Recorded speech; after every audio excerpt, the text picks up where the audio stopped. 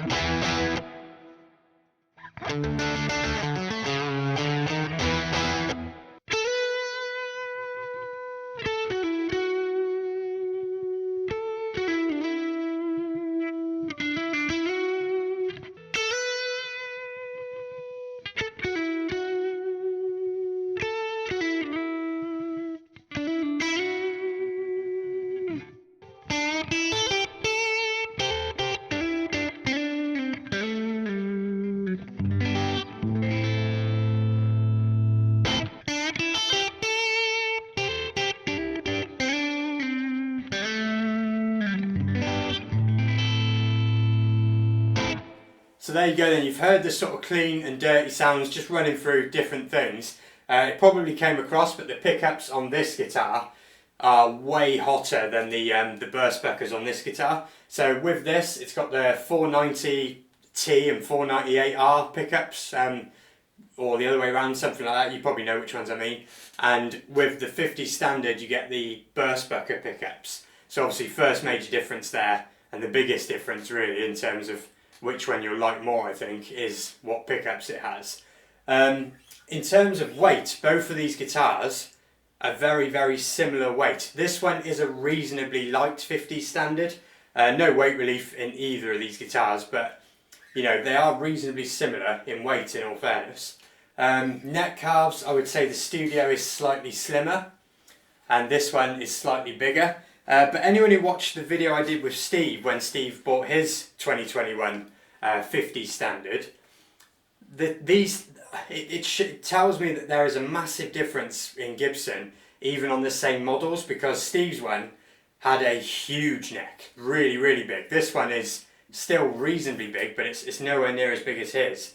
And it's also a bit lighter than his as well. So, you know, it's definitely food for thought that just because you might want a Gibson 50 standard, you're really going to have to find the one that you want, because they do seem to vary quite a lot. One other thing I wanted to touch on just now as well, if I can hopefully get this to come across. If you're the sort of person that kind of plays guitar, or when you're testing a guitar you like to do it acoustically, and that gives you a good idea, this guitar has a lot more sort of volume and ring than the much more expensive guitar. I'll try and show you that now. To me in the room, it's really clear, so I'll get the other one, do the same thing.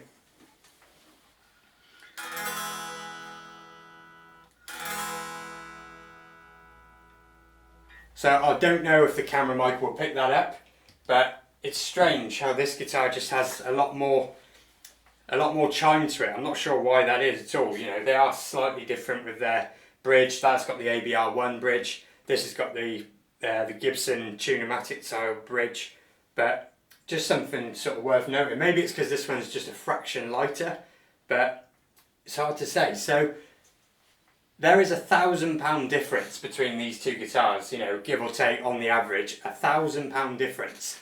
And whether that's worth it or not, it depends. I mean, I've always said that there is something very, very special when you pick up a good, proper Gibson Les Paul. And, you know, even though my SB59 I still think is every bit as good as this, it doesn't have that instantly special feeling this does, because as guitar players, you know, it's that headstock, isn't it? And that it means a lot whether you like it or not, kind of thing. But obviously you can get that much, much cheaper if you go the Studio route. So I'm curious as to know which one you guys preferred. I mean, for me, I like a lower output, more classic pickup, so I would go for this one. But with the huge difference, you know, in price, you could always change the pickups in this as well. It's hard to say. There is no right or wrong answer, really. It's just saying, here's two Gibsons, they're priced at two different points, which one do you prefer, sort of thing. And that's it for this video. So if you saw my video my biggest ever guitar haul, you can see we've got a lot of different guitars to come in. All of the guitars are going to be listed on Reverb. There's more being added all the time, and all the links for that are down below. And coming up soon, there is more to sort of share with you guys as well. So hopefully you'll, like I said, come along, join along, and I will see you on the next video. Thanks for watching.